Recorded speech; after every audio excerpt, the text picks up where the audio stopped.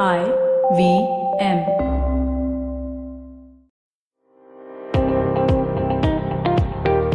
Welcome to All Things Policy, a daily podcast by the Takshashila Institution. We are a bunch of policy nerds based in Bengaluru, and we like bringing fresh perspectives to Indian affairs and Indian perspectives to global affairs. So grab a cup of coffee, sit back, and join us for today's chat. Hello and welcome to another episode of All Things Policy. I am Pranay and today I have with me Mr. Anand Arni and Sankalp. And today we are going to discuss about our next Afghanistan update. Mr. Arni, it's been more than a month since we had this. Much more, it's time that we get back to Afghanistan and try to understand this better and tell our listeners about it as well. So let's start off with the first thing. Sankalp, what about the elections which were held last month, and we are expecting the results to be declared this month, right? Whether we don't know whether the results will be declared this month or not, but what was the overall statistics about the elections? So there was this suspense regarding whether elections will happen or not. Yeah. So finally it took place on 28th of September. And surprisingly with not the level of violence that was expected. So there is some angle to it which we'll discuss later. Yeah. Sure. So there were about 70,000 Afghan troops that were deployed to secure elections. There were about 5,500 polling stations, of which about 15% are believed to be under Taliban's control. So we're not sure whether voting should be counted and how it all will unfold. In terms of overall percentage of voting, there are about 9 million voters registered, but only 25% of them seems to have voted. That's what the official data says. But again, there are, as Mr. Arni was saying, there are these wranglings between biometrically verified and not verified data. So it is believed that there are about 2.6 million total votes that have been cast, of which 1.8 million were biometrically verified. So the game will be between these two numbers, I guess. Yeah, and the overall population of Afghanistan is 32 million. It's a very young country. So out of that 9 million basically are the electorate. Out of the 9 million, 2.6 million have voted and only 1.8 million out of them are biometrically verified. And there is this whole tussle going on because one side is saying that you should count the non-biometrically verified votes as well. The other side is saying that no, only count the ones which are verified. So, Mr. Arni, what do you think about this biometric issue? Where is this going ahead? The allegation there is that there has been some boot stuffing. And the boot stuffing is to the extent of that 850,000 non-biometrically verified votes. That they suspect is the doing of the incumbent government. So Abdullah wants it to be counted on, wants the election to be decided on the basis of the biometrically verified votes. Ashraf Ghani's side wants all votes to be counted. So that's where it is at. But that's a big number. If it is 800,000, it's significant number out of a total of 1.8 or 2.6, right? So that's why it is contentious. You're talking about a country where you could have had 9 million voting out of 9 million. It didn't happen. There has been considerable. Most of the stuff, most of the elections till date have resulted in a controversy about boot capture and stuffing, and they resisted. They have not taken kindly to. They have not accepted our offer to give them EVMs. So they went in for this biometric scanners. But the scanners are also missing. There's been controversy there. The scanners have disappeared, and in a country which is so remote, so just recovering from decades of war, the verification process itself was suspect for a greater part. It's mostly in the urban centers that votes have been verified, that the actual verification, capture of data has taken place. Yeah. So, okay, now let's get to the election results part. So we are expecting that, actually we were expecting by the end of this month that there will be some results, right? No, can I come in here? Yeah. So the first date was announced, that was 18th of October, that first round results will be out. and second round was expected to come out in early November. But as of now, I think first round results are yet to be announced. So, yeah. So, Mr. Arni, what do you think the election results will likely be? So, we are speculating here, but we want to understand what you think on this. If you go by speculation, I would think it will be based on the common sense or the pulse of people there. It looks like Abdullah is ahead, and he's fairly confident. We must remember, even last time around, he probably won the elections, but had to agree to a compromise formula, largely because the Americans wanted a Pashtun figure to come on board. But not just Americans, the world felt that Afghanistan was not ready as yet for a non-Pashtun leader. That's the thing. I would think Abdullah will probably. But how will this work out? Because Abdullah is now identifying himself more as a Tajik, though he has connections with Pashtuns as well. But so his entire list didn't have any Pashtuns, right? So how is it possible that there will be a leader of Afghanistan who will not have any Pashtun representation? What do you think on that? That's the most intriguing part. And if the listeners really want to read more about this, Pranay and I are writing something on it today. Maybe in the next couple of days it should be out. But the intriguing bit is that Abdullah's slate has a Hazara and a Turkmen or Uzbek as his running mates. It's comprised almost entirely with the north, that is the minorities. The only ones who are on board with him from the Pashtun side are his CEO, or at least the person he intends appointing CEO, which is Anwarullah Hadi, head of the Pashtun Milat party, a right-wing ultra-nationalist, was ultra-nationalist at one stage, not anymore. And of course, Karzai and others, there are other smaller figures who have thrown their weight behind Abdullah. What really happened was the front runner, or one of the front runners, up to about 3 months ago, was Hanif Atmar, who at one stage been the NSA, whose slate was a very powerful slate with himself he was a Pashtun, he's a Pashtun, and with Yunus Kanuni and Mohakek, there is two other one Hazara and the other Tajik. He had managed to get a lot of support from the north, but somewhere along the way his campaign imploded, or probably he gave way, which is what I think happened. Maybe some pressure externally. And most of the people who were with him, that is from the north, the various groups, Ata from Bismillah Khan from Panjshir, Ustad Ata from Mazar-e Sharif, have all now gone and extended support to Abdullah. So if you look at Abdullah's support base, it looks very similar to what was the one-time Northern Alliance. That is the entire north plus a few minor Pashtun leaders. That's where I'll leave it at. I think we'll go to the next question thereafter. Yeah, but no, we have to dig into this more. So then what happens so there has to be some Pashtun presence in this, right? So do you think there will be some, maybe Taliban fills in for the Pashtun? This is again speculative. Yes, this is entirely speculative, and Pranay and I are speculating in our piece that the Taliban, this will take us back, this sort of a Northern Alliance grouping takes us back to the Bonn Accord of 2001, which hammered out a power sharing arrangement or a shared arrangement for governance after the ouster of the Taliban.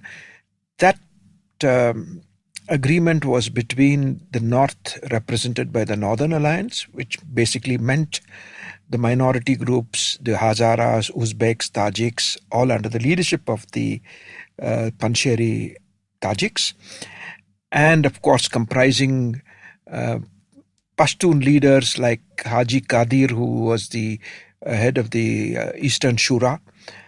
The South, which was represented by the royalists, that is Zahir Shah's people. Though the king himself didn't come, it was his team which came and participated at Bonn. The agreement resulted in a decision to have an interim president and a power sharing arrangement by which 20 out of the 26 cabinet members, 13 each were allotted to the two sides. The decision on who will be the head of state was given to the Pashtuns because numerically they were the strongest, and therefore it was the royalists who chose who was going to be their president, interim president. The first choice of the king was strangely enough an Uzbek called Sattar Sirat, Professor Sattar Sirat. This was not acceptable to everybody because he is not a Pashtun. The king thought that he could probably he had hopes that Pashtun vacancy he will occupy as the head of state. That didn't come to pass. Eventually, they decided on Karzai, who was definitely being supported by the Americans at that stage. And 13, as I said, a 26-member cabinet with 13 from the north and 13 from the south took over.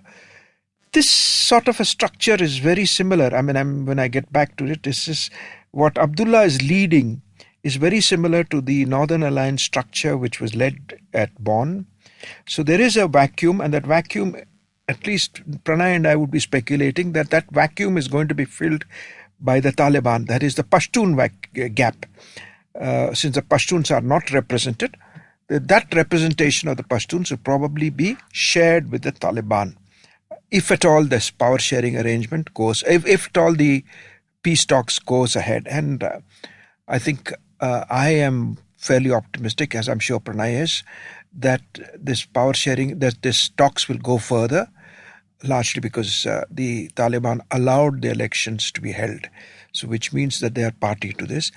And even one more thing is that when the talks broke down, when Trump pulled out of that Camp David talks, which was supposed to herald the beginning of the intra-Afghan dialogue and a signing of the American side of the accord, that is the American 2-point formula of withdrawal and guarantees, counterterrorism guarantees, the Taliban did not make any noise about it. They accepted it as is normal.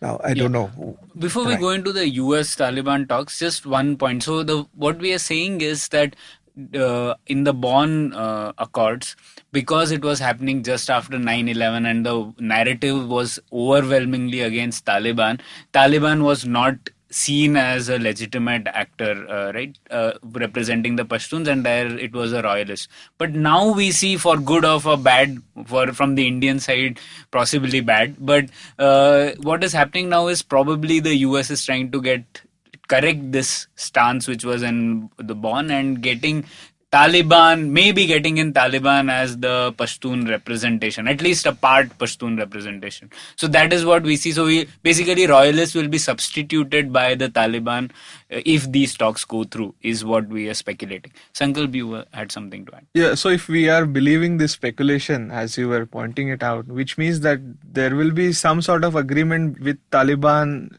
on the cards, right? I mean, that is going to happen soon if they are supposed to come with Abdullah in the government. Yeah, that's entirely speculative. The reason we are working on this is that there are no Pashtuns. The Pashtuns are underrepresented in Abdullah's thing. So that gap has to be filled. And the only people who could fill that gap at the moment that we see is the Taliban. And I also feel that the release of Bradar and allowing him to participate in it signals something in that direction. I need to go back a little about Bradar to explain to our people. Mullah Bradar, I think his actual name is Mullah Akhund or something like that. He's a Populzai from the Populzai tribe. And he was the number 2 in the Taliban. Not really, there was no number 2 position, but he was the closest to being a number 2 to Mullah Omar. In 2010, he was noticed. He was in discussions with his people. Had opened a line with Karzai, or let me say, Karzai had opened a line to Mullah Bradar. Karzai is also the Sardar of the Populzai tribe. So therefore there was some tribal affinity and tribal loyalty on which he played. And that talks was going somewhere, going in a particular direction. Why that direction, you must remember, is 2002. Even up till about 2005, 2006, the Taliban were prepared to come on board if the Americans had permitted them in this arrangement in Kabul. The Americans felt they were a victor and, they didn't need to accommodate. There was some sort of miscalculation there. And then we found that then there were these negotiations going on between Baradar and Karzai, to stymie which the Pakistanis arrested Baradar. Arrested him in Karachi, and he was detained for about 8 years in horrible circumstances. There have been if you read the Afghan side of it, you will realize, that itself is another story. We'll go on into it at some other point. But for the moment, the very fact that Baradar has come on board suggests that there is some accommodation that the Taliban is trying to do. It's not all in the hands of Sanakzai. Yeah. So lo and behold, when these talks start, Baradar is out, and we didn't hear anything about him for the last 7-8 years, and now he's leading the talks effectively. He's from not the leading the leader is still Sanakzai, but he's there. He's the one who's conducting the actual talks. Right. So now let's come to the main issue which we were talking about, is the US-Taliban talks, which which began with Zalmay Khalilzad doing a lot of trips to Doha and updating us on Twitter about it. And after that, it got halted because of the Camp David thing. But then there have been several overtures which suggest that another round is going to begin soon. So where do we see this going? There has been a hiatus in that. There has been, he's kept contact going, Khalilzad, and definitely there has been some backroom contact going on, and he's been meeting them and touching various capitals to keep people informed. I think that, or at least this is a speculation that Pranay and I have again arrived at, that everything will have to wait for the outcome of the presidential elections. If we are correct in our assessment and Abdullah takes over as a president, then there could be the beginning of an intra-Afghan dialogue, which will in turn lead to some sort of power sharing arrangement. And there were news that China might be the destination or the place for the next round of talks. That's again for the intra-Afghan talks. That's what China say, that's what people say, but I think this is all buying time, just to keep momentum going. Sankalp, you have anything to add on what are the important variables we need to take into account while looking at Afghanistan going on? So we were discussing this. So in the discussion, I think Pakistan's ability to get Taliban to talks was something that was being discussed. So how is this going to play out now? That if Taliban is going to be a part of, as speculation goes? It's difficult to talk about which way the wind blows from Islamabad. For the present moment, I think the fact that they've given allowed Baradar to come out, signals that they're on board. The fact that there has been no violence, no major incidents of violence in the last 1 or 2 months. I haven't noticed it. Probably there are, but I haven't noticed it. Suggests that there is some restraint. It's not a ceasefire as yet, but it's somewhat in that direction. This could build up. If there is a intra-Afghan dialogue and it leads to something, then you could, of course, find a ceasefire coming into place. And many things that have to be decided on. Pranay, I'm going to ask Pranay that question. What does Pakistan hope to achieve from, if at all? What is Pakistan's minimum points? What does it hope to achieve from, if at all, there is a power sharing arrangement? Yeah. So, let's first see a few things that are happening in Pakistan for now, right? One, there is much less tolerance to Pakistan's use of terror the way it could do earlier and get away with it. So it is under the pump on many things, right? And FATF, funding, the economy not doing well. Secondly, internally there is a lot of turmoil, and there is another march for democracy going on inside Pakistan by Mullah Fazlur Rahman. So that is another variable to take into account. So with that as the pressures being applicable on Pakistan, maybe these are the reasons why Pakistan is more amenable to allowing some of these things to happen in the first place, right? Like allowing Baradar to come out and having them to talk. Now, coming to what would Pakistan hope to achieve out of this?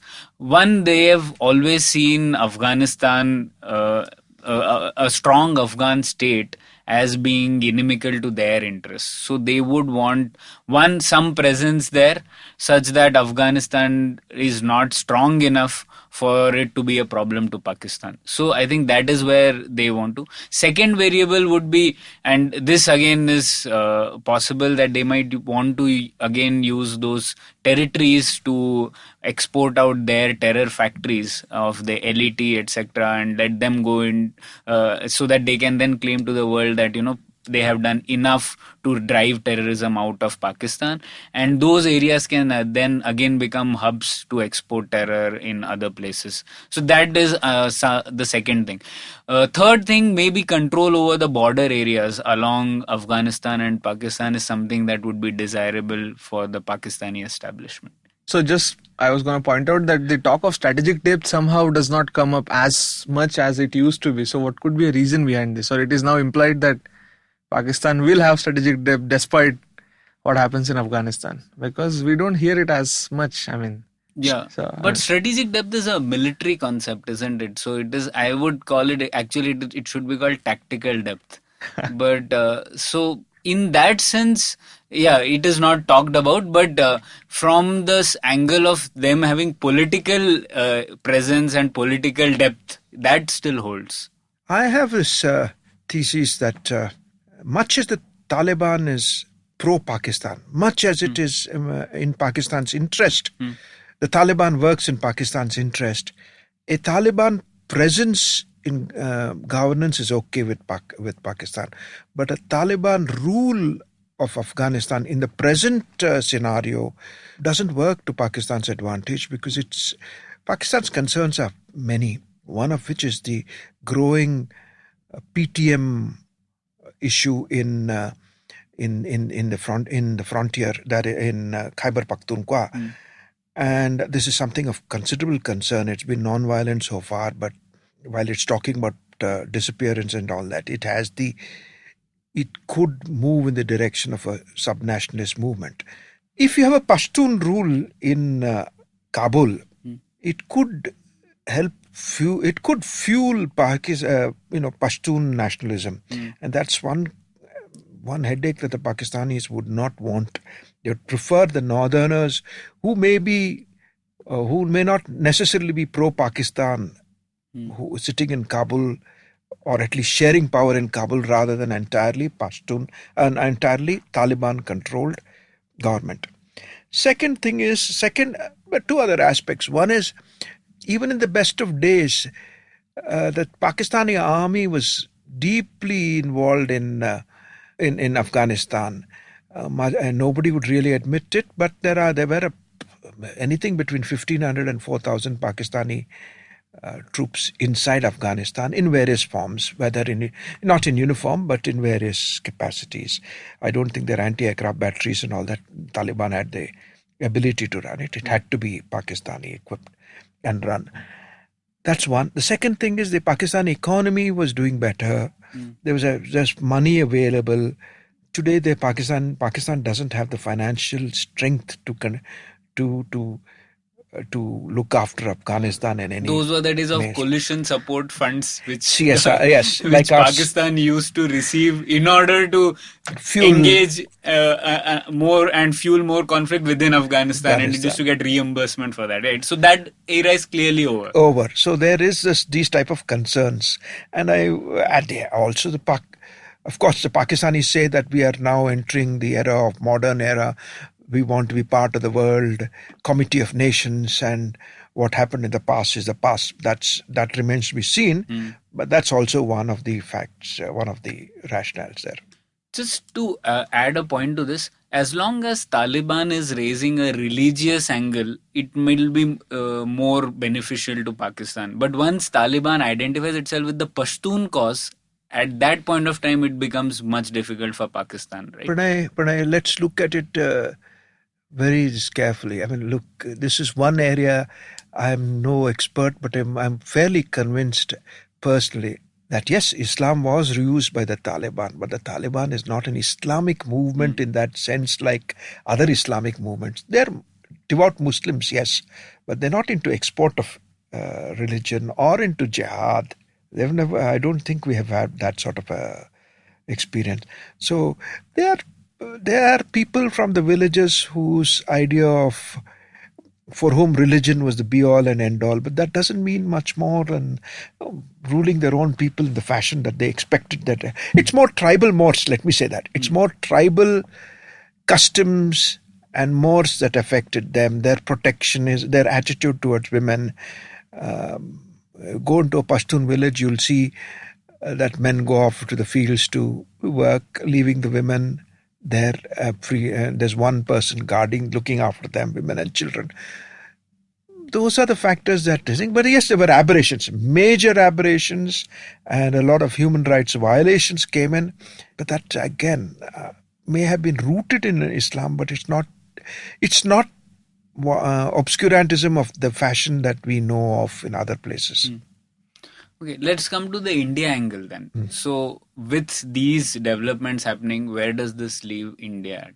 Not in a very good place, except that we probably have a lot of friends in the Northerners, if at all there is an understanding with, if at all the scenario that you and I painted really works out.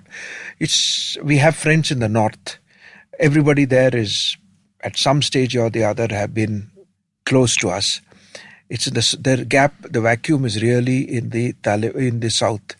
We have to open a dialogue with the Taliban at some point, in some fashion.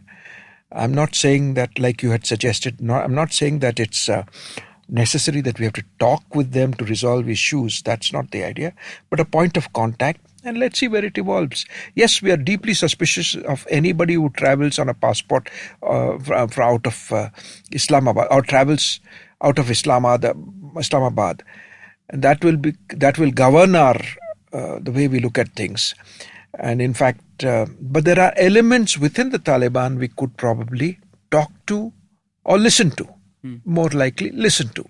The Taliban will require us. If they get into any power sharing arrangement, they will need our help in certain areas. Yeah. And one more thing that we are talking about is currently India has been synonymous with developmental efforts, education, health, what India is doing in Afghanistan. I think there is a need to extend this to certain other things. For example, capacity building of the Afghan National Police, because as you were mentioning, police will be the main bulwark against the terrorism. So if not in the south, which will be difficult once Taliban comes in, at least in the north, this is where India can play a role, and so that terrorism is suppressed in those places. Yeah. Mr. Arni, it was expected that there will be some fallout in Kashmir regarding what is happening in Afghanistan and Indian actions in Kashmir, but it has not yet happened. So, I mean, could you tell us why? I mean, from the Afghan side, or like... I am not sure that there is a relationship between Afghanistan. I mean, there is a relationship between Afghanistan and Kashmir, but Afghans and Kashmir, I don't think there's any relationship. Even in the worst days that you're talking about after, in the 90s, early 90s, I may be wrong, but off the cuff thing, I think there were only about 25 or 26 Afghans who came across, and I think all of them were neutralized. 19, according to some vague memory, it's 19 or some another, whatever. Anyway, it's not a large number that came across, and most of them. This war is not their war, Kashmir. Afghanistan has a link, because that's where the training for all the early lot took place. The Lashkar-e-Toiba came into existence in Kunar, and they were trained in Afghanistan, in Khalid bin Walid camp and various other places. They were battle hardened in Afghanistan before they were pushed into Kashmir. So that factor is there, but even that I would think is we'll have to be on our guard for that. For the moment, there's nothing of that happening. Okay, so with that clarification on Kashmir and Afghanistan, let's end this episode for now. So once some more things happen on the Afghanistan political situation, we'll have another update on Afghanistan soon. Maybe we'll even talk about Pakistan next time around if we can make any sense out of what is happening there, which is lots difficult. of interesting things happening there. So an episode is long overdue on Pakistan as well. So probably next week. Thank you. If you liked our show, don't forget to check out other interesting podcasts on the IVM network. You can tune into them on the IVM Podcast app, ivmpodcast.com, or wherever you listen to your podcasts. You can also follow IVM on social media. The handle is @IVM Podcasts on Twitter, Facebook, and Instagram. And hey, if you'd like to dive into Takshashila's research on technology, strategy, and economic affairs, check us out at our Twitter handle @TakshashilaINST or our website takshashila.org.in. Look! Up in the internet! It's a meme! No! It's a cat video! No! It's the Geek Fruit Podcast! That's right, we interrupt this riveting broadcast to tell you about our show, the Geek Fruit Podcast, where Tejas, Dinkar and I, Jishnu, talk about everything in pop culture, including DC, Marvel, Star Wars, Netflix, and everything in between. You know how your friends hate it when you ramble about some nerdy crap and you just want somebody to listen to you? Well, sorry, there's nothing we can do about that, but come listen to us ramble and it'll almost be like the real thing. Kind of. Listen to new episodes of the Geek Fruit Podcast every Monday and the Geek Fruit Bulletin every Thursday on iTunes, Google Podcasts, the IVM app, or wherever you listen to podcasts. Happy listening, you nerds.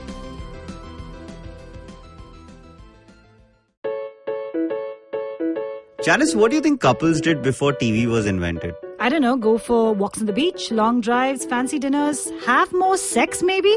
But what did we do when we decided to move in together? We debated between the Chromecast and the Fire Stick.